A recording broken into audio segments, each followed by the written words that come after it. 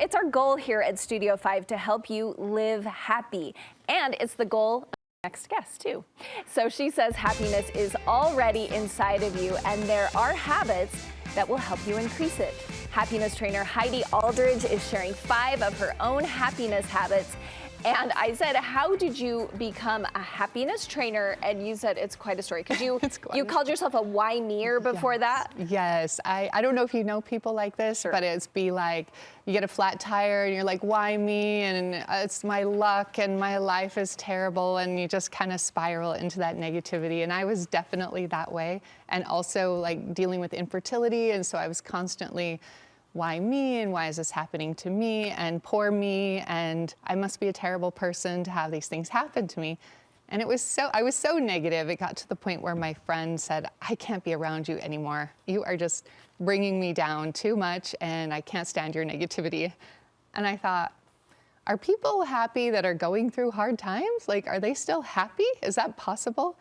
And so I did some research, changed my perspective, learned how to change my focus. Well, kudos to you, because a lot of people would have just gotten defensive. So that's really great. And you said you have something about how important perspective is. Absolutely. It involves cinnamon rolls, one of my favorite things. Okay, tell me. Yes, things we focus on. So there's a photo that my friend posted on Instagram, and it's of some cinnamon rolls.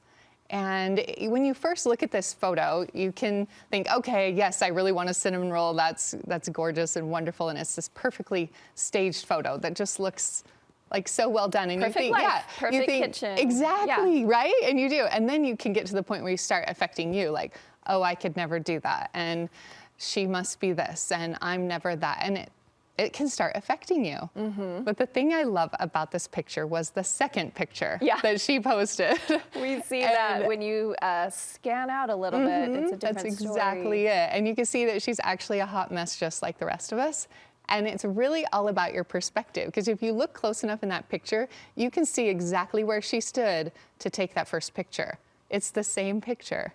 It's just panned out a little bit. It's about our focus and our perspective. I love that. I wish we could do that with every Instagram photo. Okay, so you have 5 habits of happiness that you want us all to adopt. And your first one is, I think, one that we all think of, especially at the beginning of a new year, which is to focus on gratitude. Right. And you hear that all the time. Oh, just be grateful and just write down 3 things you're grateful for. And sometimes you just are like, I just want to not be grateful right now. I just want to be frustrated. And that's okay. But I would like to take it a step further than just writing down things you're grateful for, which is awesome, and I totally encourage that.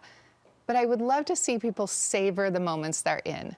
Like wherever you're at right now, wherever you're listening or doing, or the room you're in, the people you're with, just take a moment and just savor it and think how grateful you are to be in this moment right now.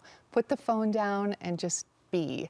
And it's a really kind of fun way to just stop for a second, take in your surroundings, and just savor it. And then at the end of the day, you can write down your top best highlight of the day, like today. And so you spend all day looking for like the best thing that happened today. And your mind is retrained to start looking for all the good instead of focusing on things that might be stressing you out. And at the end of the day, you write down the top thing that happened to you that day. I love that. And I think the more you do it, the easier it gets. But your next one, I don't think is quite as easy. This is to focus on forgiveness. Yes. Talk about that. That is the hardest thing for most people to do, because first of all, they think that when we forgive someone, it means that what they did was okay. And that is not what it is at all. In fact, you don't even have to tell that person that you forgive them. You can just do it all in your mind, because it's really what you carry, and it's that grudge and that hate you carry. And I actually like to compare it to this water bottle. Like, I'm holding this. How long do you think I could hold this for? Just an hour? Yeah, a while, right? Like, and then it would start getting heavy, and it would start getting tiring. And what else happens? My hand is not available. I'm so focused on this and this, holding this and making sure I hold it, that I'm preventing my hands from being useful for other things. So we can set it down, it can still be there. But that's what forgiveness does. Forgiveness is just set it down. Have your hands be free. Don't carry that into tomorrow anymore. Don't let tomorrow be affected by the hate and grudge you have today.